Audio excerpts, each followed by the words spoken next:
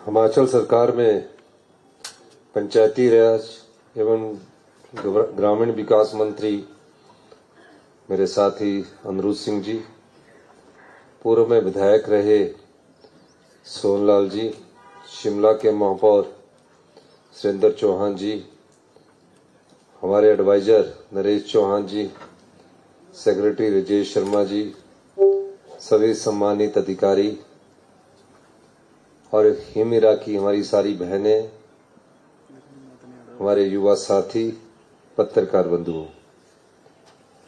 तकरीबन जब हमने पहला बजट प्रस्तुत किया था, अगर आप उस पहले बजट को देखेंगे तो उसके स्वरूप को हमने ग्रामीण अर्थव्यवस्था, स्वरोजगार से जोड़ने की कोशिश की है।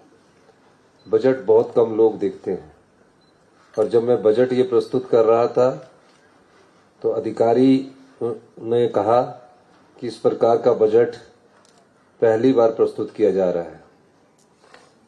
मैंने कहा था कि 40 साल से जो व्यवस्था चली आ रही है उसमें समय की मांग है और समय के साथ हमें चलना है, हमें ये बदलाव करने जरूरी है, जिसमें हिमिरा भी एक बदलाव के रूप में आपके सामने आया है।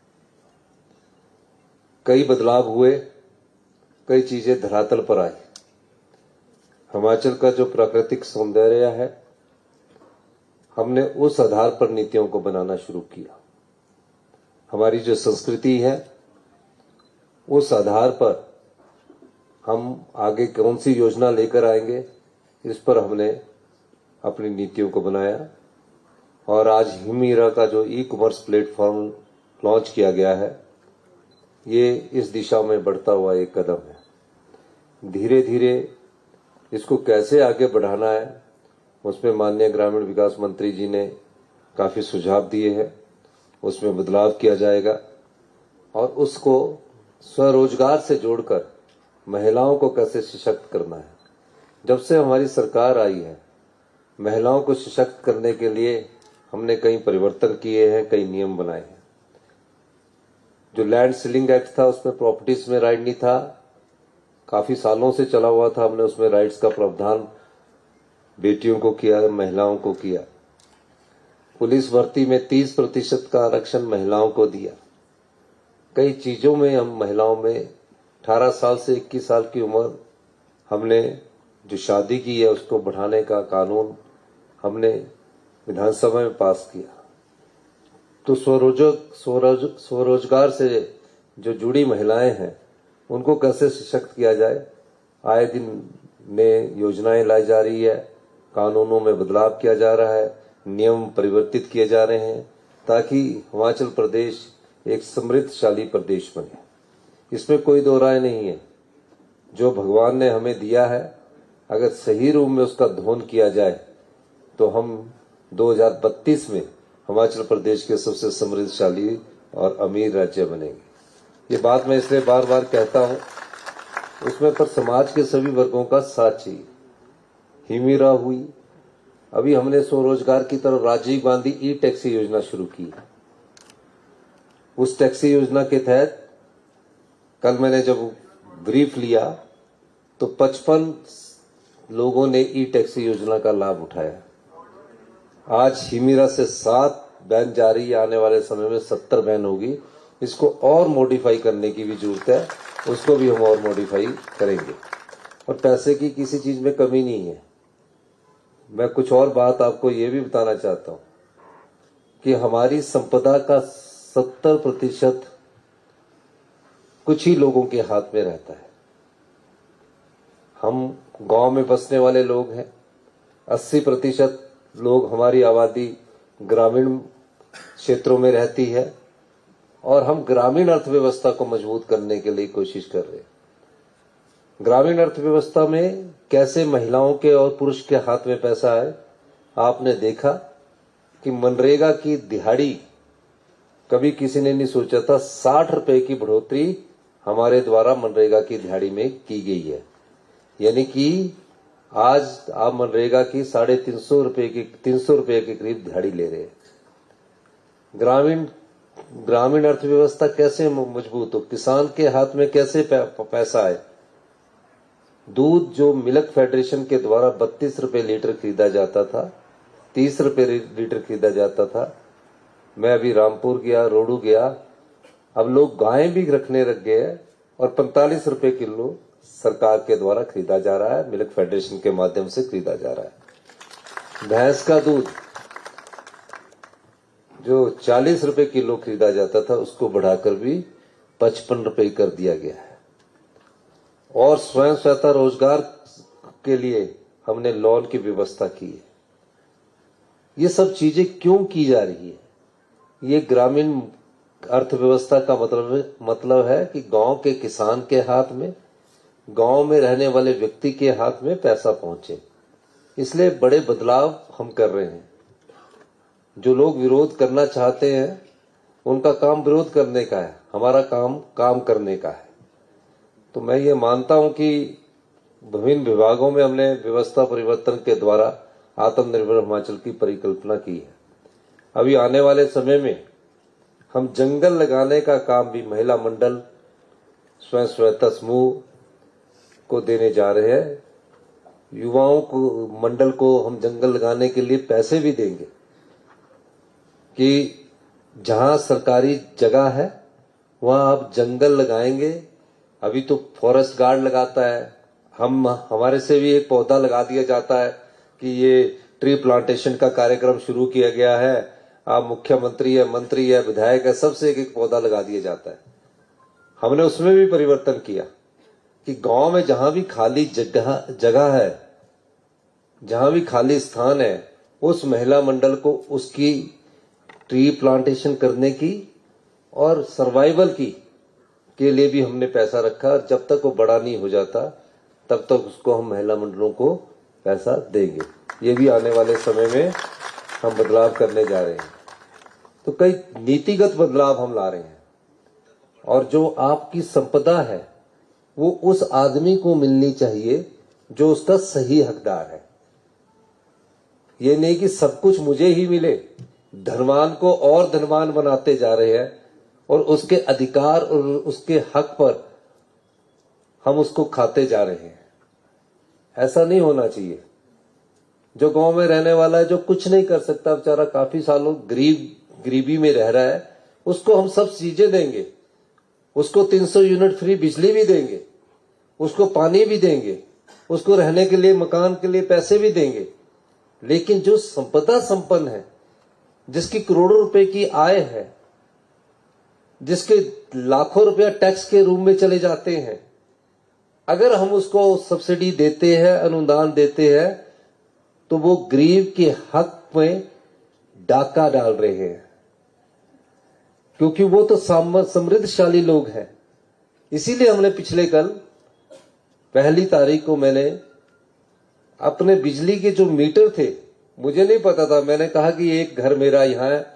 अधिकारी आए कि आपके इस सरकारी का हम बिजली का मीटर को बदल देते हैं। मैंने कहा नहीं, मेरा एक घर नहीं है, और भी मेरा जो फ्लैट है सबके मीटर लाओ। तो पता लगा 6 मीटर है। 6 मीटर पर मैं सब्सिडी ले रहा हूं मुख्यमंत्री होने के नाते। तो मैं उस गरीब के हक पर अपना अधिकार जमा रहा हूं, जो उसका अधिकार बनता है। और हमने ये सबसे कहा कि जो इनकम टैक्स देते हैं, जो सामर्थ्य है, वो उसको गरीब के अधिकार से उसको वंचित न रखा जाए। हमें उन्हें भी मजबूत बनना है। तो इस दृष्टि से हमने कल अपील भी की है और मुझे खुशी है कि कई लोग खुद ही फॉर्म भर के उस सब्सिडी को छोड़ रहे हैं और कह रहे हैं कि हमें कोई बिजली की सब्सिडी नहीं चाहिए। पिछली सरकार ने क्या किया? आपकी पैसा है, हम तो उसके संरक्षक हैं। ठीक कहा माननीय मंत्री जी ने कि सरकारें आती है जाती है, लेकिन इसका ये मतलब नहीं है कि हम आपकी संपदा को, जनता की संपदा को दोनों हाथ से लुटा दें। चुनाव जीतने के लिए पिछली भारतीय जनता पार्टी की सरकार ने जून से जो हिमाचल प्रदेश की अर्थव्यवस्था को बिगाड़ना शुरू किया, ऐसी ऐसी योजनाएं लाई कि आज पूरी अर्थव्यवस्था चरमराकर भारतीय जनता पार्टी की सरकार ने रख दी थी। हॉस्पिटल में बुरा हाल है, शिक्षा संस्थानों में बुरा हाल है। ऐसा क्यों होता है?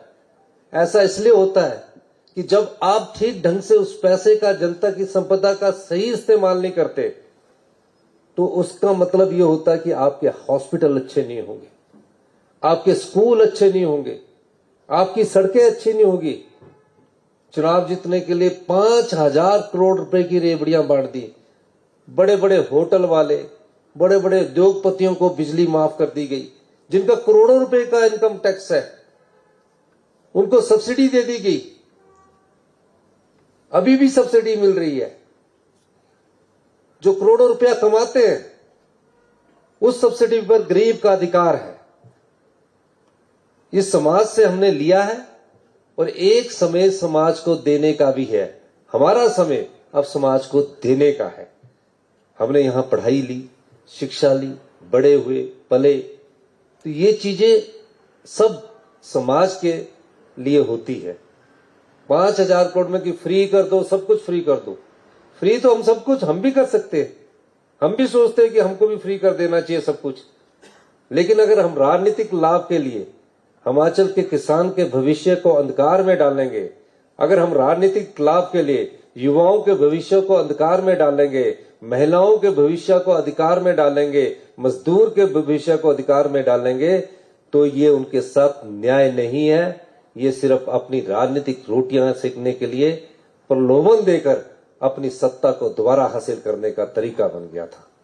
हमने उसमें बदलाव किया है और ऐसा बदलाव कर रहे कि उससे आम आदमी पर बोझ ना पड़े, गरीब पर कोई बोझ ना पड़े, और जो धनवान है, जो अमीर है, जो समृद्धशाली है, उसे स्वेच्छा से हर चीज का त्याग करना चाहिए। ये चीज हमें देखनी है। हिमीरा इस दिशा में एक बढ़ता हुआ कदम है। हर जगह हमने बदलाव लाया है और इस बदलाव में कई बार हम फैसले लेते हैं, कुछ लोग दुखी होते हैं, कुछ अधिकारी भी दुखी होते हैं, चर्चा करते हैं। लेकिन मेरा मानना है कि अगर हम अच्छे मन से, सच्चे मन से, ईमानदारी से सेवा करेंगे तो निश्चित रूप से हिमाचल प्रदेश 2027 में आत्मनिर्भर बनेगा और एक समृद्धशाली और अमीर राज्य 2032 में बनकर रहेगा। हम अपनी संपदा को लुटने नहीं देंगे, ना ही हम अपनी संपदा को लुटाने के लिए यहां आए हैं। हम संपदा के संरक्षक हैं, हम संपदा को बचाने आए हैं। उस संपदा से जो हमें आय होगी वो गरीब जनता को बांटने के लिए हम आए हैं। सरकारें आती है जाती है, लेकिन हमें ऐसी नीतियां बनानी है ताकि भविष्य का युवा वर्ग गर्व से कह सके कि आज मेरे स्कूल में जाकर देखे कि सबसे अच्छा स्कूल है, आज मेरे हॉस्पिटल में जाकर देखे कि मेरे पास सबसे अच्छा हॉस्पिटल है। 9.5 लाख लोग 1350 करोड़ रुपया हेल्थ सेक्टर में खर्च करते हैं। यहां से बाहर इलाज करने के लिए जाते हैं 1350 करोड़ रुपए। ये डाटा अभी मैं जब मीटिंग ले रहा था तो पूछ रहा था, पुरानी टेक्नोलॉजी रखी है। अभी हमने हेल्थ सेक्टर में वर्ल्ड क्लास टेक्नोलॉजी लाने के लिए 1500 करोड़ रुपए का अनुमोदन किया है। आने वाले 1-2 साल लगेंगे। अभी एकदम तो नहीं हम सब कुछ सुधार कर सकते हैं, उसके लिए समय की जरूरत होती है। अब जादू की छड़ी तो है नहीं कि जो खराब हुआ उसको 40 साल से बिगड़ते बिगड़ते यहां पहुंच के आ जाओ, पर हम सही दिशा में आगे बढ़ रहे हैं। यही मुझे बड़ी खुशी है। इन्हीं शब्दों के साथ जो हिमीरा के परिवार है, जो प्रोडक्ट आपने लॉन्च किया है, मैंने तो सभी दिल्ली में मिनिस्टरों के पास आपके प्रोडक्ट को दिया। दीपावली वाले दिन हिमीरा के सारे प्रेसिडेंट, प्राइम मिनिस्टर, सभी मिनिस्टर्स को हिमीरा का प्रोडक्ट दिया। और ये जो गाड़ी है, इनका भी वन स्टॉपेज हम बनाएंगे। मनाली वाले रोड पर कितनी गाड़ियां लगेगी टूरिस्ट सीजन के समय, यहाँ कितनी गाड़ियां लगेगी, और जो भविष्य में हमारी सरकार की जो बिल्डिंगें होगी वहां इस हिमीरा के प्रोडक्ट के लिए कोई स्थान चिन्हित किया जाएगा। दिल्ली में द्वारका भवन बन रहा है, उसके लिए हम संस्थान रखेंगे कि वहीं से लोग खरीद सके। तो ये सब चीजें आप लोगों के लिए अब सरकार कर रही है। और हिमीरा का वेबसाइट लॉन्च करना, ये एक बड़ी विशेषता ये है कि एक बार इस चीज की आदत लगाने की जरूरत है, और आदत तभी लग सकती है जब इसकी क्वालिटी होगी। हम अपने पहाड़ को तभी बेच सकते हैं जब इसकी क्वालिटी होगी। और क्वालिटी को इंश्योर करना आप लोगों का काम है। और इसमें एक्सपायरी डेट भी हो, वो बड़े अक्षरों में लिखी हो, ताकि जो खरीदे वो उसको पढ़े तो ये सोचे कि यहां लोगों की मंशा अच्छी है कि पहले एक्सपायरी डेट नजर आ रही है, तो भी प्रोडक्ट बिकता है। मार्केटिंग के तरीके है ये। और धीरे धीरे ये नहीं कि मेरे को ज्यादा पैसा आ रहा तो एक डब्बे की जगह 2 ही बना दिया। इसलिए आपने ध्यान रखना है, क्वालिटी अगर आप मेंटेन करेंगे तो ये आपको बहुत लाभ पहुंचाएगा। मैं ग्रामीण विकास मंत्री उनके अधिकारियों को बहुत बहुत शुभकामनाएं देता हूं कि एक नई सोच के साथ आपने हीमीरा को लॉन्च किया है और ये सफलता की नई ऊंचाइयां छुएगी, इसमें कोई दो राय नहीं है। लेकिन थोड़ा समय लगेगा, मेहनत करना हमारा दायित्व है और जब मेहनत करते हैं तो भगवान भी फल देता है। यही मैं कहना चाहता हूं आपके इस हीमीरा के अवसर पर, वेबसाइट लॉन्च के अवसर पर। और जो प्रोडक्ट है ऐसे सुंदर लग रहे हैं तो आदमी टूरिस्ट तो वैसे खरीद के ले जाएगा। और प्रोडक्ट अच्छे भी है, चुल्ली का तेल बहुत अच्छा है, अखरोट का तेल बहुत अच्छा है, गाय का घी बहुत अच्छा है, बाकी हल्दी भी लोकल हल्दी है। तो ये सब क्वालिटी के फूड है। आजकल मिलावटी चीजों से हीमीरा अपनी क्वालिटी पर रखेगा तो पूरे हिंदुस्तान में इसके प्रोडक्ट धीरे धीरे धड़ाधड़ बिकेंगे। आपको सबको बहुत बहुत शुभकामनाएं। धन्यवाद। जय हिंद, जय हिमाचल।